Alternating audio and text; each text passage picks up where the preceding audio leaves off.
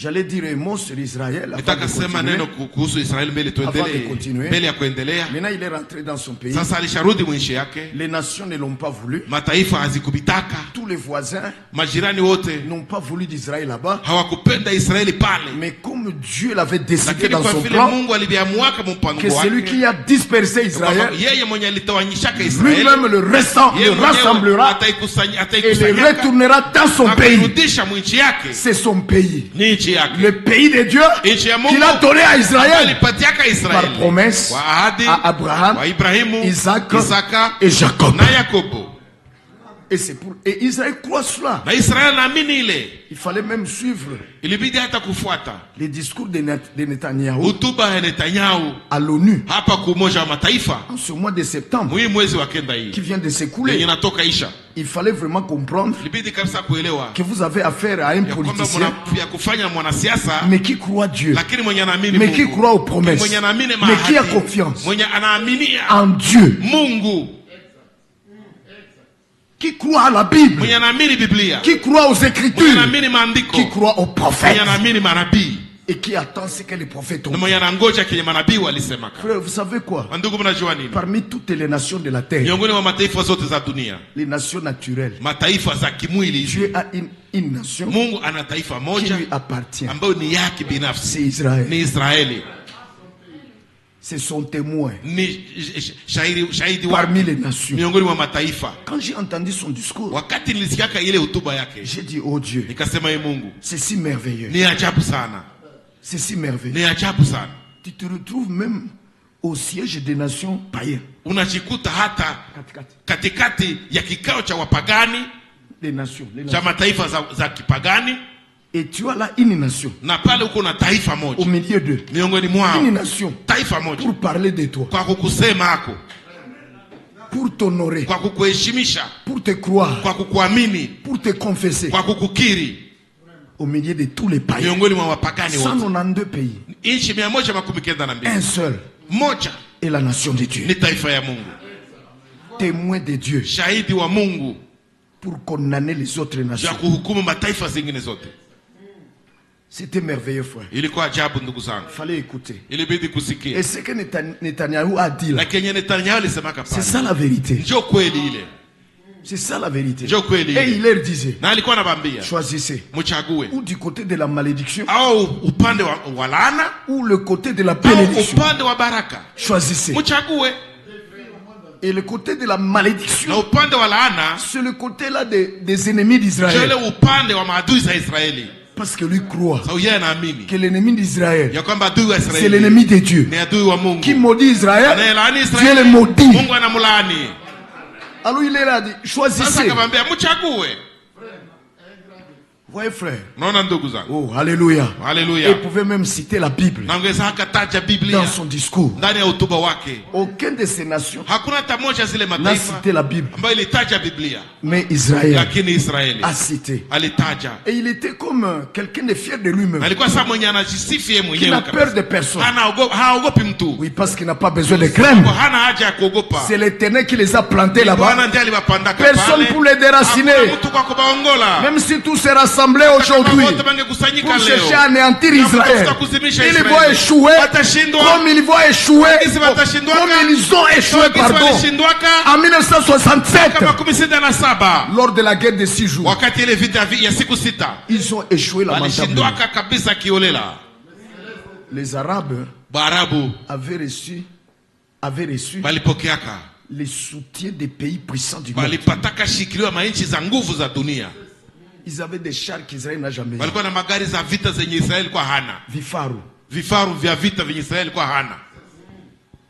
Des modernes. Et Israël n'en avait même pas. Et ils en avaient très nombreux. Très nombreux. Mais vous savez ce qui s'est passé. Oh là là. J'ai suivi le témoignage de ce rabbin un jour. Un rabbin israélien qui était à Kinshasa, à Shekinah Tabernacle. Et il a donné un témoignage sur ça. Et il a dit, nous disions que cette fois-ci, Israël est fini.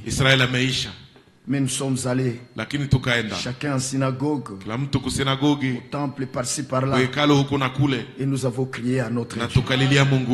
Et Dieu est intervenu. Oui, frère. Et il a dit qu'un des ennemis, un arabe, avait rendu témoignage qu'ils ont vu une armée au combat qu'ils n'ont jamais vu, qui n'existait pas sur terre. C'était le ciel qui était descendu pour protéger son peuple. En fait, que ce qu'il a dit demeure ferme, debout et vrai. Et que l'on sache que si Dieu a décidé une chose, cela arrivera immanquablement. En 6 jours, Israël a mis en déroute toutes ces armées-là de beaucoup de nations arabes qui étaient venues contre eux, en commençant par Égypte, etc. Et il a mis tout en déroute. Et ils étaient encore très moins nombreux. Très nombreux. Même en 49, 50, quand il n'était même pas 1 million. Tout Israël n'était même pas 1 million. Là-bas, il y a qui se sont soulevés encore pour faire disparaître. Mais Dieu est intervenu. Et Israël a vaincu. Vous voyez, frère, donc, quand Dieu a décidé une chose, attendez que cela arrive. Alléluia. Alléluia. Maintenant, je voulais donc ajouter ceci en rapport avec Israël. Ce qui est écrit ici dans Amos. Mais nous pouvons d'abord commencer. Dans Ézéchiel. Ézéchiel, mes frères, quoi, le chapitre 39, vers la fin là-bas, si j'ai bonne mémoire. Oui, frère. Alléluia. Alléluia. Alléluia. Alors, nous sommes dans Ézéchiel 39, je crois. Clément, voudriez-vous m'aider à lire? Vous pouvez commencer au verset 25. Voyons ce qui est écrit là-bas. J'espère que c'est là-bas. Allez-y, frère, s'il te plaît. Ézéchiel 39, 25. C'est pourquoi ainsi parle les seigneurs, l'Éternel. Maintenant je ramènerai les captifs de Jacob. J'aurai pitié de toute la maison d'Israël. Amen. Et je serai jaloux de mon saint nom. Est-ce que vous voyez cela? Voyez, il sera jaloux de son saint nom. Oui, parce que c'est lui qui a parlé. Parce que c'est lui qui a choisi ce peuple. Parce que c'est lui qui a dit qu'il va les retourner chez eux. Alors ils sont déjà là. Qu'on n'en joue avec pas. Qu'on n'en joue pas avec. Car c'est le nom de l'Éternel qui est en jeu. C'est le nom de l'Éternel qui est en jeu. S'ils les anéantissent, s'ils les anéantissent, s'ils les anéantissent, c'est Dieu qu'on va injurier. Exact. Oui, c'est Dieu qu'on va injurier. Alors il s'agit de son nom. Qu'on fasse attention. Parce qu'il s'agit de Dieu. Chercher à troubler Israël, c'est-à-dire troubler Dieu. Combattre Israël égale combattre Dieu. Alors qui réussira? Continue, frère. Alors ils oublieront leurs opprobre et toutes les infidélités qu'ils ont commises envers moi. Lorsqu'ils habitaient en sécurité leur pays, et qu'il n'y avait personne pour les troubler, quand je les ramènerai d'entre les peuples, quand je les rassemblerai, est-ce qu'il l'a fait? Il les a ramenés d'entre les peuples. Mais là, ils sont dans leur pays là-bas. Ils sont là-bas. Les frères. Quand je les ramènerai d'entre les peuples, quand je les rassemblerai du pays de leurs ennemis, est-ce qu'il l'a fait? Continuons. Je serai sanctifié par eux aux yeux de beaucoup de nations. Et c'est vrai. Il sera sanctifié par eux aux yeux de toutes les nations ou les autres nations. Alléluia. Comme la fois passée en son discours, au milieu de toutes les nations, il a parlé de l'Éternel et de sa parole. Alléluia. Oui, ça doit être ainsi. Continue mon frère. 28. Et ils sauront que je suis l'Éternel leur Dieu, qui les avait émenés captifs parmi les nations. Il les avait émenés captifs parmi les nations. Et qui les rassemble dans leur pays. Je ne laisserai chez elles aucun d'eux. Il a promis quoi? Il ne laissera aucun d'eux parmi les nations. C'est pour cela. Tout vrai Israël rentre là-bas. C'est lui qui reste ici. Ça doit être un faux. Un faux juif. Parce que Dieu lui a dit, il ne laissera aucun d'eux au milieu des nations. Et c'est vrai, quand il dit une chose, cela arrive. Et c'est ainsi aussi lorsqu'il dit que aucun des élus ne sera perdu. C'est ainsi.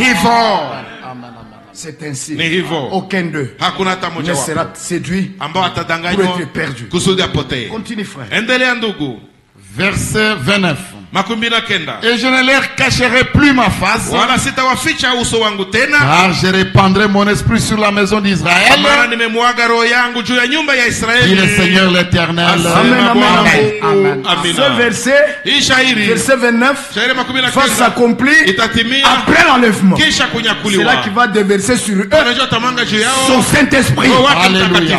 Mais avant qu'il ne leur déverse ce Saint-Esprit, il va d'abord le déverser sur l'église épouse avant l'enlèvement. Alléluia. Oui, avant l'enlèvement. Il va le faire, frère. Donc vous comprenez ce qu'il a promis de devoir faire sur sa nation ou pour sa nation. Oui, mes frères. Maintenant, alléluia. Nous prenons une autre écriture qui est dans Amos. Amos au chapitre 9. Oui, frère. Voyons ce qu'il a encore dit à rapport avec ce peuple qui devrait retourner chez eux dans leur pays. Il a dit ceci encore. Alléluia. Oui, frère, oui, monsieur. Le verset 13. Allez-y. Allez-y vite, frère. Angalieni, Bwana asema tena. Encore. Bwana anasema tena. Les jours viennent siku zinakuja où les récoltes seront si abondantes ambayo huyo alimaye atamfikilia avunaye, qu'elles dureront jusqu'au moment du labour. Na yeye akanyangaye zabibu atamfikilia apandaye mbegu. Qu'est-ce que cela veut dire, s'il vous plaît? Inamaanisha nini tafadhali? En Swahili on a dit, les laboureurs vont rencontrer le moissonneur. C'est-à-dire que il n'y aura plus de temps de disette en Israël. Disette. Yanja. Il n'y en aura pas. Donc, on n'aura pas fini. On n'aura pas fini la moisson qui a été moissonnée à la saison passée, que déjà on moissonne encore. Alléluia. Je le répète s'il vous plaît, on n'aura pas fini la moisson qu'on a moissonnée à la saison culturelle passée, que déjà on moissonne encore dans l'autre saison suivante. Plus de disette. Hakuna tena njaa. Les greniers seront remplis. Vitunga vitakuwa vimefaa. Les greniers. Magala zitakuwa zimeyala. Ils seront remplis. Zitajaa. Il n'y aura pas de disette. Hakutakuwa Il n'y aura njaa. pas de famine. Hakutakuwa njaa. Quand Dieu va rétablir Wakati Mungu les captifs de son peuple. Atarudisha Alléluia. mateka wa taifa lake. Alléluia. Alléluia. Oh, gloire au Seigneur. Tukufu kwa Bwana. Allez-y encore, frère. Je ramènerai les captifs de mon peuple d'Israël. Nitarudisha mateka watu wangu wa Israeli. Ils rebâtiront les villes dévastées. Ils rebâtiront les villes dévastées. Watajenga miji N'est-ce iliyobomoka. pas? Et les habiteront. N'est-ce pas, frère? Hivyo sivyo ndugu. Ils rebâtiront Watajenga tena les villes dévastées miji et zilizobomolewa. les habiteront. Alléluia. Est-ce qu'ils l'ont fait? Amen. Oui, ça s'est fait. Ilifanyika. Jérusalem rebâti. Yerusalemu akijengwa upya. Rebâti. Akijengwa tena. Jaffa Jaffa rebâti. akijengwa tena. Ainsi que d'autres villes. Na pia na miji zingine. Oui, oui, frère. Ndio ndugu zangu. N'est-ce pas? Sivyo? N'est-ce pas? Sivyo? Et encore, Na tena. autre ville, frère Clément. Mji ingine. L'autre ville. Haïfa. Haïfa. Haïfa. Rebâti. Tel Aviv. Tel Aviv. Tel Aviv ikijengwa tena. Tout est rebâti. Vyote vikijengwa tena. Galilée. Des villes véritables. Nazareth. Miji za Des villes kweli. véritables. Miji za kweli. Qui ont été dévastées. Zenye zilipomolewa kwa. Ils les ont rebâtis. Walijengaka tena. Selon la parole de l'Éternel. Kulingana na neno la Bwana. Amen, amen, amen. Amina, amina. Quand Dieu dit une chose, Wakati Mungu anasema même si les années passent, hata kama miaka ça va inapita, s'accomplir. itatimia. Imaginez, frère, Muwaze ndugu. quand ce prophète-là dit, Wakati huyu nabii alivisemaka, ce prophète ici, huyu nabii huyu depuis Amos, tangia Amos jusqu'à 1949, mpaka mwaka 50, 1919 ou 50, au makumi ou tano tout ce que vous voulez, au vyote unataka, même 60, hata makumi sita, c'est combien de milliers d'années? ni miaka maelfu Parce que gapi? celui-ci a paru Sa huyu alionekanaka avant le Seigneur Jésus, mbele ya Bwana Yesu, avant la naissance du mbele Seigneur, ya kuzaliwa kwa Bwana, n'est-ce pas? si hivyo? Et cette parole Na ili neno a pris son temps, likakamata muda a wake, voyagé dans le temps, likasafiri ndani ya jusqu'au wakati temps marqué. mpaka kwa wakati Au temps ulioamuriwa, marqué. wakati ulioamuriwa. Le temps marqué par Wakati Dieu, ulioamuriwa na c'était Mungu. ce temps-ci. Ilikuwa kai wakati Et ça devrait voyager. na ingepasha Et les safiri générations devaient na passer. vizazi vingepasha pita, Les générations devaient vizazi passer. vingepasha pita, Devaient passer. vingepasha pita Jusqu'à ce qu'ils soient mpaka dispersés. Israeli tawanyike, Et a été dispersé. na akatawanyika, Et des centaines d'années sont na écoulées miaka za mingi dans zikapita leur déportation. ndani ya utumwa wao Jusqu'à ce que le génocide ait eu lieu. mpaka genocide ikafanyika. Peut-être les gens pouvaient commencer à dire, Akosi watu wangezaka sema ah, puis c'est fini pour oh, Israël. vimebaishia sasa, C'est fini pour Israël. vimeishia Israeli kabisa, Parce que sababu Hitler voulait les exterminer. Israeli alikuwa anataka kubamaliza bote, Et il disait même na alikuwa anasema hata que si je savais ya kwamba ningejua les trous d'où sortent les juifs et les noirs, tundu ya kwenye bayuda na beusi banatokeaka ako, je le fermerais. ningeifunga. Il voulait en finir. Alikuwa anataka kubamaliza. Oh là là. Oh là là. Et il avait la puissance de le faire. Na alikuwa kana nguvu za kubifanya. Mais Lakini il n'était pas le tout-puissant. hakukwaka mwenye uweza wote. Le tout-puissant Mwenye uweza wote a dit alisemaka que cette génération ya kwamba hiki d'Israël kizazi cha ne Israeli passera pas. hakitapita. Voyez? Unaona? Oui, parce que c'est ça le contexte de la chose. Ndio sababu njoo kiini ya mambo yenyewe hili. C'est ça la place de cette parole. Njoo nafasi ya hili neno. Il y a ile neno. cette prophétie-là. Ya ile unabii. Cette génération ne passera Hii pas. ile kizazi haitapita. Cette génération Hii kizazi ne passera pas. haitapita. Parce qu'il a dit cette génération. Sawa alisemaka hii kizazi. Kizazi hiki au hii kizazi. Même chose. Kizazi hiki au hii kizazi. Hii kizazi haitapita. Haitapita. Cette race. Hii ukoo. Cette génération. Hii kizazi. Si vous prenez 40 ans kama mnakamata miaka 40 pour signifier cette génération, kwa kumaanisha ile kizazi, vous allez faire une fausse prophétie. Mtafanya unabii za bongo. C'est juste. Ni kweli. Vous allez faire une prophétie. Mtafanya unabii ya bongo. Parce que sababu depuis 49 tangia 49 jusqu'à aujourd'hui, mpaka leo c'est combien? Ni miaka ngapi? Plus de 70 ans. Zaidi ya miaka 17. Oui, faites le calcul. Ndio mfanye hesabu. Faites le calcul. Mfanye hesabu. C'est une septantaine d'années. Ni miaka 17 na. N'est-ce pas? N'est-ce pas? Haiko vile. 70 combien? 76 ans.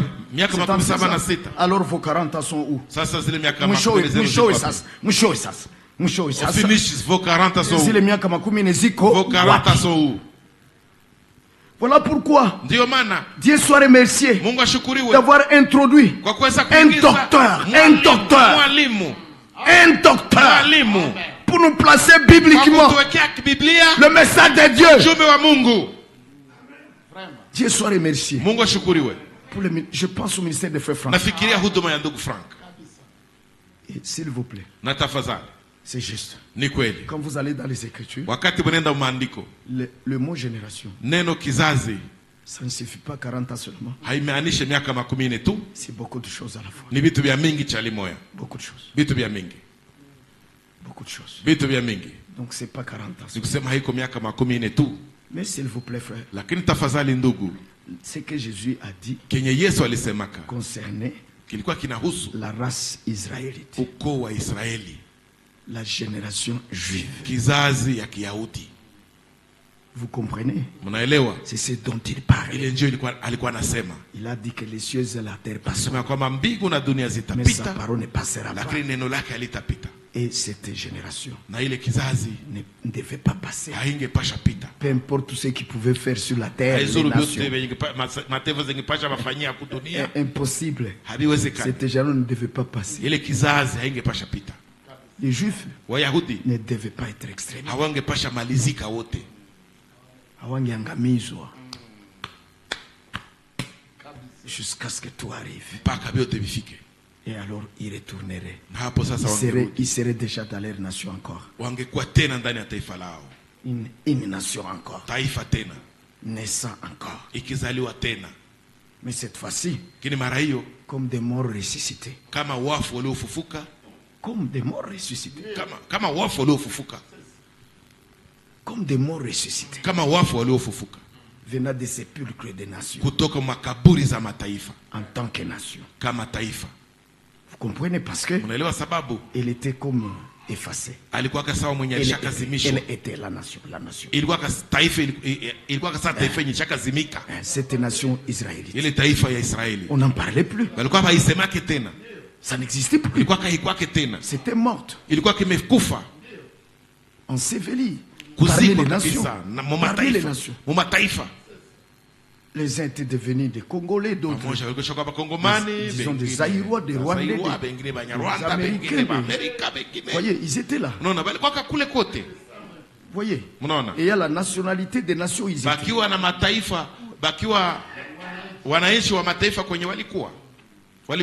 Et on les nommait à juste titre des apatrides.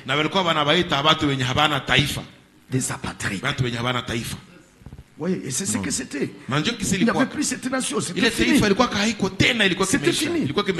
Mais la résurrection a eu lieu. La résurrection a eu lieu. Et ils sont là. Une nation encore est née. Une nation est ressuscitée. Et ils sont là.